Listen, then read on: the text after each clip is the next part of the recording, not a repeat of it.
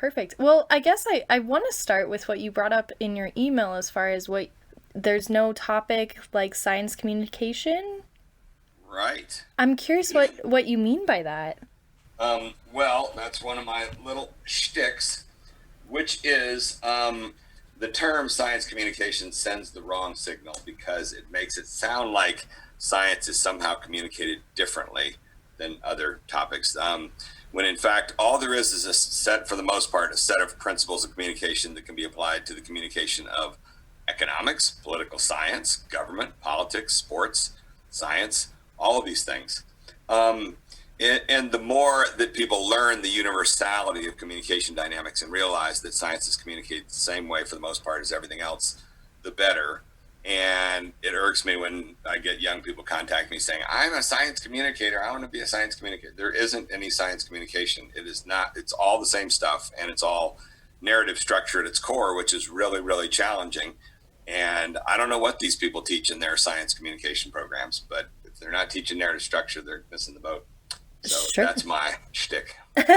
No, I completely agree with you. I think that's great. Do you think that it should be reworded as maybe like science narrative or something more with that No, no, narrative? I think that it's just a point that people should make, and I make Ah, it all the time. Yeah, I think it's there's an element of convenience because yeah, communication of science would get clunky and annoying, but it's just something everybody should keep in mind. It's a lot like what I got stuck with my story circles narrative training. I would have loved to have called it narrative circles, but that just didn't have the ring and the breadth, and people were like, "What the hell is that?" So sometimes you got to do these things, and story circles resonated with everybody, and so it's a much better label, even though technically the focus was on narrative circles. So you can only push the system so much at a time. sure, absolutely. No, that's a really good point, actually, that science is separated with science communication. I hadn't really Um, thought about it that way. okay, well, speaking of good points, tell me more about who you are and what do you do and what is this for? Anything? Sure, yeah, absolutely. So I actually, ironically enough, just finished my master's degree in science communication, which, Yay. my background before that is biology and English. So I know what you're talking about with narrative structure and writing. And I got into my master's because I wanted to do more science writing itself, not just communication. But I started this podcast because of COVID. I was sitting around and I just wanted to interview science writers about their work and just talk about, the ideas behind their books, how they're communicating the science to people through their books. And it's been a really interesting time. COVID has kind of helped because people are just sitting at home. So I've been able to get some really great authors that I never thought I would be able to get, such as yourself. Yay. Yeah, so it works out for the best, which is really, really nice. Yeah, no, that's pretty true too. Everybody's sitting around at home, and yeah, I keep for the course that I'm teaching right now. We keep inviting guests, and that's kind of our philosophy. Is yeah, I don't care how famous this person thinks they are. Guarantee you, they're spending most of the day sitting around at home bored. So go for it. No, that's perfect. Well, if it's all right with you, I'll get started with some of the questions I have, and feel free to answer them however you like, not at all, just say skip, Sure, whatever. Yeah, go so for it. so the first one I actually wanted you to just talk about kind of your own background because you have such a unique background of scientist turned Hollywood director. And the only other person I can think of that, even though he's not really a scientist, is Michael Crichton because he Yes, was trained yes. to be a Harvard doctor. All right, so let's stop right there. How much do you know about Michael Crichton?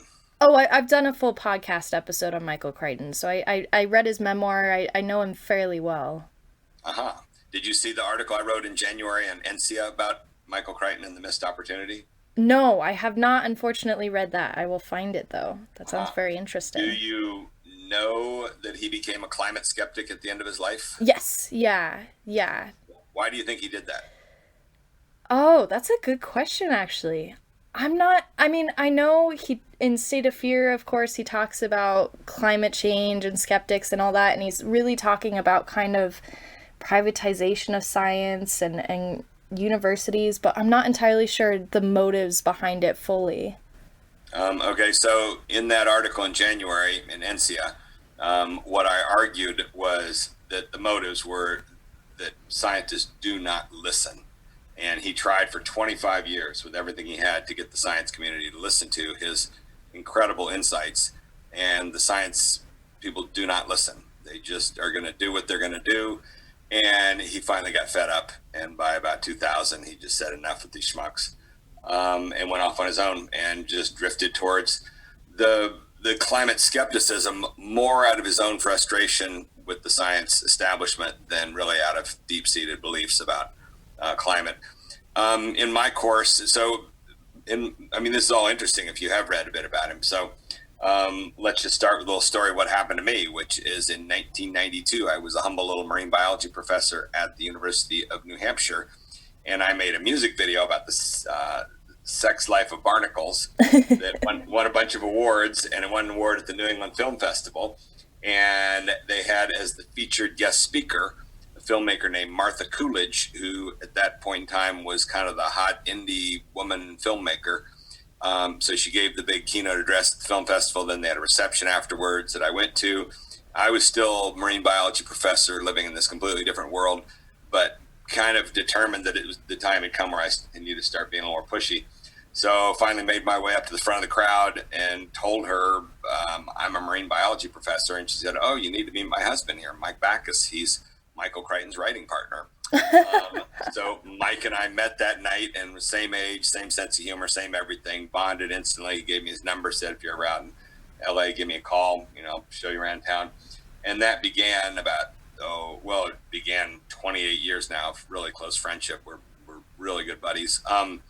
And he was my guide into Hollywood. So when I left UNH and entered into film school at USC, he took me out to a lot of social events, things like that, introduced me to people in Hollywood. But most importantly, the first summer film school, I said, "The summer is open, what should I do?" And he said, "Number one, I'm going to get you a job as a production assistant on Martha's movie that she was doing with Patrick Swayze at the time. And then number two, I'm going to put you into this acting program for Meisner technique with this crazy friend of theirs who's the acting teacher, who was utterly brilliant, but also mean, aggressive, abusive, as the Meisner technique tends to be." So I entered into that course, and that's the opening of the first book, Don't Be Such a Scientist. The first paragraph is a paragraph of profanity from her Sure. the first night as she kicked me out of the class. But Mike was the guy that guided me into that. And then a whole million things went on, and by 2007 I'd made Flock of Dodos, and then was getting started on Sizzle, a global warming comedy, and finally got Mike to put me in touch with Crichton. And so through email, he and I traded emails for about 4 months, and it was a fascinating set of emails. And he had published State of Fear by then. He died a year later after those discussions. But interesting thing was, just a few months ago, I had Mike as a guest in my ABT framework course. And one of the questions that came up, somebody said, "What do you think Michael Crichton would have to say about global warming now?" And he instantly said he'd accept it. He was a data-driven guy, and he felt in 2001, 2002 that the climate community was reaching beyond what the data say, that they were going with models that really weren't that well-founded, yada, yada. He did a lot of work, and he read the entire IPCC reports and really dissected them. He was a smart guy, smarter in the broadest definition of smart, if you add together both emotional and intellectual intelligence, smarter than anybody in the science world. There's never been anybody from the science world that's grasped American media and its dynamics anywhere close to the way that Crichton did. He wasn't just a contender in Hollywood. He was the top of the mountain. By 1994, the only guy to ever have the simultaneous number one book, movie, and TV show. So he was a guy that Steven Spielberg and Michael Ovitz and all the top power players of Hollywood literally and figuratively looked up to. He was 6'10", but he had command of the media system. And then he set about trying to offer this advice to the science world, and they did not effing listen to anything he had to say. And in 1999, he gave the keynote address at the AAAS meeting that he gave. The speech that he gave, the transcript of it is on the AAAS website, the Science magazine website. You can read it to this day, addressing these problems that were clearly coming down the pike, because he was a futurist. This is what he did. He saw things that technology and science was bringing us, and he tried to write these cautionary novels. And so in that speech, he tried to help with the coming tidal wave of misinformation and anti-science attacks. He could see it coming. He hadn't jumped ship yet into the climate skeptic movement, but he knew. And in that speech, he offered it all up. And when the speech was over, they started the Q&A, as my buddy Mike has told me. None of the questions were about the substance of what he was there speaking about. All this expertise he was offering, all the questions were, how can we make another Jurassic Park movie to encourage kids to go into science? Ah, And this is the absence of broad thinking that the science community suffers from. It's all through my books. Don't be such a scientist. Don't be so literal minded. Don't be so cerebral. I mean, all you can do is keep trying to lay this stuff out in hopes that they will listen someday. But as Peter Kariba, who was the chief scientist at Nature Conservancy when he reviewed my book in Science in 2009, as he said in his review, the one problem with this book that Randy Olson has written is he failed to address the number one problem of scientists, which is their inability to listen. And, you know, maybe some of them are getting better with time. I think Alan Alda has done a good thing in helping the science world by introducing and validating improv training. That's helped me a lot because I've been working with the Groundlings Improv Comedy Theater for 20 some years and having them come and do workshops. And overnight, the skepticism level plummeted in the science world towards improv. You know, up until they named the Alan Alda Center, I had to deal with all kinds of people at University. Improv, what is that? And then overnight, oh, that's the cool thing that Alan Alda's doing. Wow, he's a celebrity. We think celebrities are awesome, blah, blah, blah. So, you know, it was a good thing that they did. I benefited from it.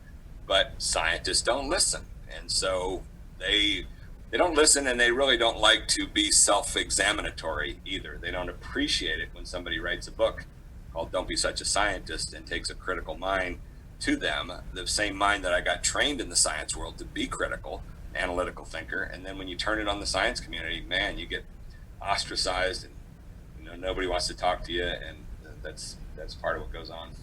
sure. No, absolutely. That makes sense. And your book does a really good job of illustrating that as far as just examples and things to do. I'm curious, what was kind of the research process like for writing Don't Be Such a Scientist? Did you end up finding that there was a lot more material than you were expecting, perhaps?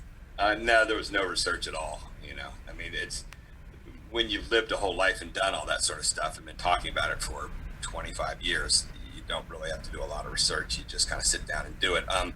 Although that said, I did find myself reading some things that I hadn't read. One of the best things that I did was Robert McKee's book Story came out in 1997.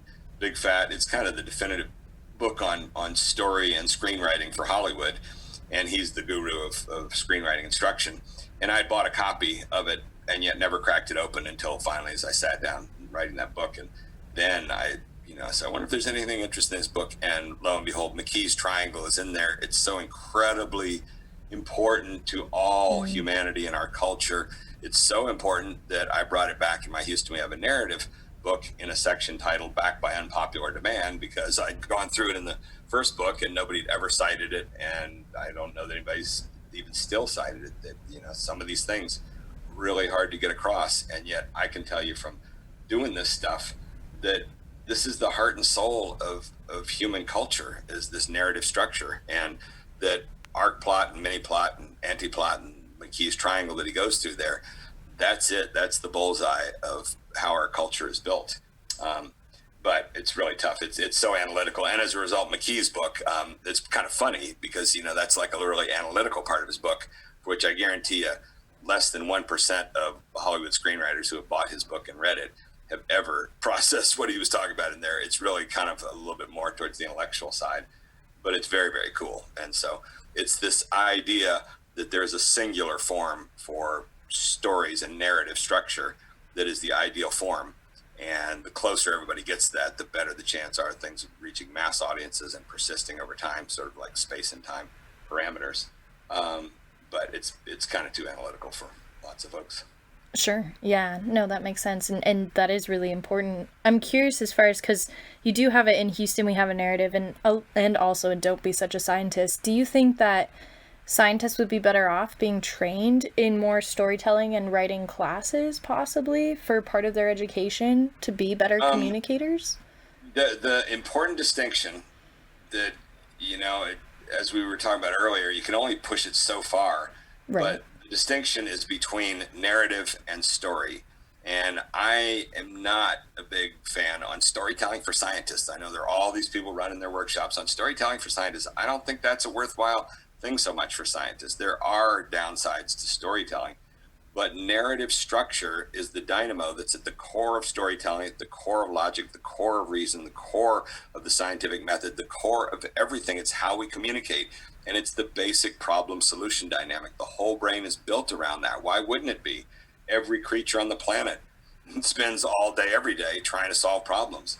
So why wouldn't you expect the problem solution dynamic to be at the epicenter of every single thing, which is what it is. And so you see it going back to the way we've communicated from the beginning of time. It's all the things that last are all built around problem solution dynamics. So that's where the science world needs to focus their energy, and realizing that one application of this problem solution dynamic is storytelling. Another one is the scientific method. Another one is argumentation. So my good buddy, Jerry Graff, author of They Say, I Say, with his wife, Kathy Birkenstein, I had him in my movie, Flock of Dodos, in 2006, and we've become good buddies over the years, really, really good buddies. He was one of the reviewers for the Houston book. And his book, They Say, I Say, these are some of the cultural divides that are just really stunning and frustrating, that I give these talks and there could be 500 scientists in the audience, and I'll put the cover of that book, They Say, I Say, up there. And how many of you have ever heard of this? Not a single hand goes up. But then if it's a mixed group of half humanities people and half science people, all the humanities people raise their hand, because that book has sold over 2 million copies for Norton Press. It's used in multiple courses in the humanities for English literature, comparative literature, rhetoric, all these different courses. And yet it doesn't filter into the science world at all. And it should, because science is all about argumentation. That's what you do as a scientist.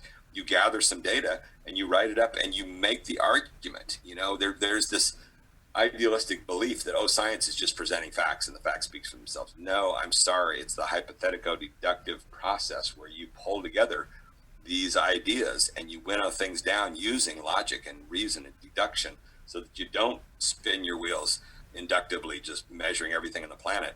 So it's all argumentation in the science world, and it ought to be more widely recognized, and that narrative is at the core of it all. And that's part of what I argued in the book, in the Houston We Have a Narrative book. Do you think that with the younger scientists coming out today, do you think they're more narrative focused than older scientists with things like the internet, or just how connected we are? Nope. I mean, your listeners won't like to hear this. But no, that's okay. Yeah, sorry. I say a lot of things that people just don't want to hear, and then it's politically incorrect or whatever. But there is a reverse discrimination element that goes with narrative, which is that people get better at it with age, and young people aren't very good at it. And they like to think they are, but on the average, they're not. And social media only makes it worse because it's largely non-narrative. I showed that in one of the appendices there for Twitter in the Houston book. And what we've learned through our Story Circles training program that we began coming off the book there in 2015 is the idea that from the beginning, lots of people said, oh my God, narrative training, that's about communication, and you're going to find that you can't teach old dogs new tricks. The old people aren't going to get what you're talking about. But these young kids today, they're so good with communication. Wrong, 100% wrong. What we've learned through experience is older people are better with narrative because they've got a context. Young people don't have a context yet. They haven't lived enough life. You have to have this experience and knowledge and the ability to shape it over time. And I think there's multiple factors at work. So one of which is that they don't have enough experience to put it in context. Another of which I think there are developmental elements that someday will be studied and documented. The brain's not through developing all of its neurons until age 25 or so.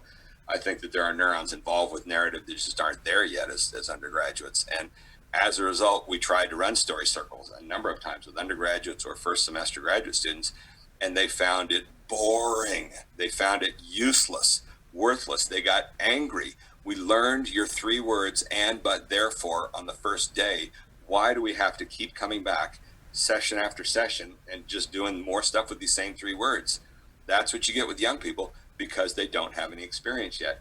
When you get to older people, it starts to just hit them deeply, like, oh my goodness, if I'd known this and but therefore structure 5 years ago when we put together this proposal that was such a failure, or when we ran this program that was so disorganized, we could have put together a narrative. So they've got a context to apply this in. And one of the coolest little data sets for that realization was we ran story circles about 3 years ago at with UC Davis graduate students at the Bodega Marine Lab. We ran 3 circles there, and they did a great job with it. They thoroughly enjoyed it, and when they were done with the 10 sessions, I went up there and shot an interview, a video interviewing about 5 or 6 of them. And the woman who organized it all, she said, we're going to have you interview this one person who, I got to warn you, she didn't like your training. She thought it was, largely a waste of time, but she was only in her 2nd year. And I think, if you give her time, she'll eventually concede that she just wasn't far enough along the line. All the other students that we interviewed were in their 5th and 6th year. They'd already written proposals, already given presentations, already written papers. They'd already dealt with this narrative structure stuff and found how challenging and frustrating it can be. And as they began to learn the ABT, they were like, oh, wow, this is what, we should have put more time into. So they were tremendous. But sure enough, that woman in her 2nd year, we did the interview, and it was mostly complaints. I found it kind of boring and useless. I didn't see what that related. And then halfway through, she finally got around to it. And by the way, I'm still just at the beginning of my 2nd year, and I don't even know how to write a paper yet. I've never given a talk, blah, blah, blah. So if you don't have any context, this narrative stuff, just a lot of it blows by you, and you don't see the relevance of it. It's in a similar way. This just hit me recently. I always used to think, like, there are famous little expressions or catchphrases or whatever. For example, a penny saved is a penny earned. I growing up as a kid, that was something that adults would say as a favorite saying or whatever it is. And I used to think about that expression. If you're a kid, that means nothing to you. But if you were an adult who lived through the Great Depression, who the adults when I was a kid, most of them had, that one little expression said everything. And, you heard that and it resonated so deeply, like, oh my God, I remember when you find a penny on the street and it really meant something. A penny saved is a penny earned. So if you don't have this background and context, then a lot of stuff just blows by you. What's the solution? The only solution is experience. It's all experiential. If you really want to communicate effectively, you just got to gather a ton of experience. Do these things. One of the things I like to talk about was when I first started making films as a professor of marine biology, having no idea how to make a film, and there in the biology department, University of New Hampshire. I went and bought some books, typical thing an academic goes and does, and one of the books was titled How to Make a Film. And you open it up, and the first page, it said, if you really want to learn how to make a film, you need to put this book down, go get a camera, and start making a film. And trial and error, just shoot a bunch of garbage and then start realizing why it doesn't work. Then when you've done a little bit of stuff, come back and start reading, and I'll tell you how to edit this stuff together. And that's exactly what we learned in film school. It was so fascinating, age 38, leaving academia and going to film school at USC. And the master's program was 3 years, 50 students were all in the same class. And the first week, it was like, what textbooks are we supposed to get at the bookstore? None.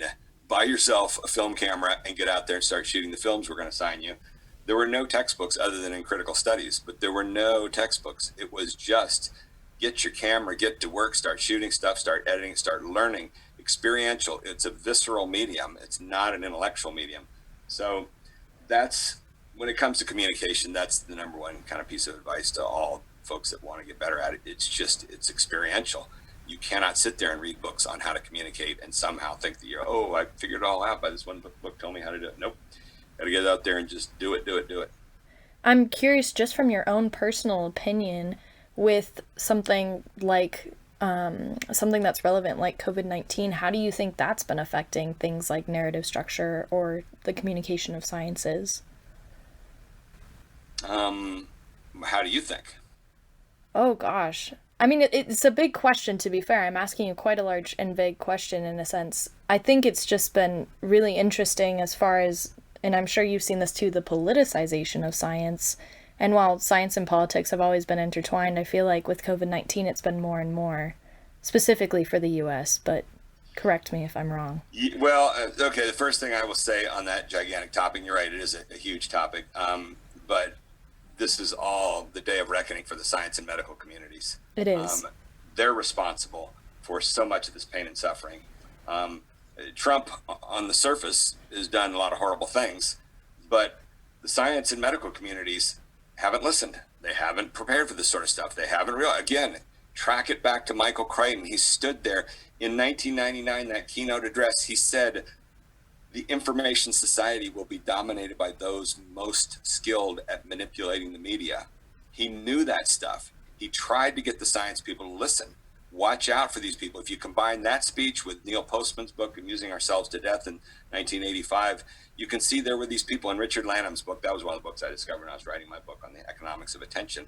You know, it's kind of an obscure book, but it's really also, these things tell you very clearly, if you take a society and you crank up the amount of information and the rate at which it's being transmitted, you're going to have this shift from substance to style. You're going to have people unable to process the information anymore. And your information generating organizations, institutions, are going to have a hard time. That's what Crichton was trying to warn about. Watch out. In the future, people aren't going to give a damn about you sitting up there with all your facts. They're going to shift to style. They're going to start listening to voices at the superficial level of style that they trust and they want to listen to. And all your facts aren't going to mean a damn. That's what it's been through. I made Flock of Dodos in 2006 and Sizzle in 2008 that came to the same conclusion. I showed on camera, these are the people that don't give a damn about you and your information. What are you doing to get ready? And the answer was nothing, at all different scales. And some of the well-intended things that they did try to do, they didn't do it with enough aggressive savvy. The pandemic preparedness program, things like that, they put some stuff together, but they didn't insulate it so it couldn't be dismantled by people that came in, number one. And number two, they even, I mean, this is a whole separate lecture in my course, but when you look at that, we were talking about Robert McKee's book and arc plot structure, they made this, what they thought was a great movie, Contagion, which it's really a tragedy when you watch that movie because it's filled with so much relevant information to today's pandemic. You know, they were prescient and having all these elements in there, such as the virus jumps out of a bat in the wet markets of China. So all these things that match exactly what went down today, and lots of great pieces of information in there. But the narrative structure of the movie did not conform to arc plot structure, which is what you get with something like Jurassic Park and blockbuster movies. And so they wanted to make a movie that the whole public would connect with, and yet they, at the simplest of all levels, failed to make it you look at the 5 key characteristics of arc plot that Robert McKee goes through. A singular protagonist, an active protagonist, linear sequence of events, complete causality, and a closed ending. Those are the 5 that I chose out, that I chose to pull out of the 8 characteristics he's got, and I've gone through them over and over again in the books. Mm-hmm. And they just didn't follow those things with that movie Contagion. So what you had was the people who got in control of it, with the best of intentions, were driven by the information, the end-to-end dynamics, not by the ABT dynamics. That's what you get from the Hollywood screenwriters. You know, if you let them run the show, they will give you a story that works. To that very point, really fascinating, is a project called Hollywood Health and Society that I've been a little bit of peripheral part a bit over the years. And in my course, we're going to have Marty Kaplan as one of the guests in a couple of weeks that will speak about that. But that's a tremendous program in Hollywood. They long ago formed a partnership with the Centers for Disease Control 20 years ago to take the CDC's public health fact sheets and distribute them among writers of primetime TV shows all through Hollywood, and then to help them with the knowledge and the information as they began to develop episodes around that. Not to browbeat them, not to tell them, you need to make an episode about this, that, but just to quietly give them the info and say, we're here if you're interested. And they've done, you know, they have a team of about 15 people now, and they've done so much to slowly work that sort of reliable information into the fabric of America. That's a really tremendous model. You know, it's a far better model than documentaries like Al Gore's movie and things like that, where the scientists try and grab the microphone themselves. They just don't understand this narrative stuff. You have to yield to the people who've got the intuition and the experts like that. And it just doesn't work for scientists to make their own documentaries. I know, you know, I made 2 films that are okay, but they aren't powerful and brilliant the way that the really gifted Hollywood true storytellers know how to do that stuff. So, you know, it's a matter of respecting people for their different jobs. Sure. So my last question for you, and then I will let you go so you can get on with the rest of your day. This has been quite Thank quite goodness. enlightening and really, really nice. It's been very good. Thank you It's for been all. draining for me. This is I'm just, so sorry. I ruined don't my mean to entire drain day. you. I'm gonna have Oh. to recuperate for hours. Oh, I'm so sorry. That is a shame.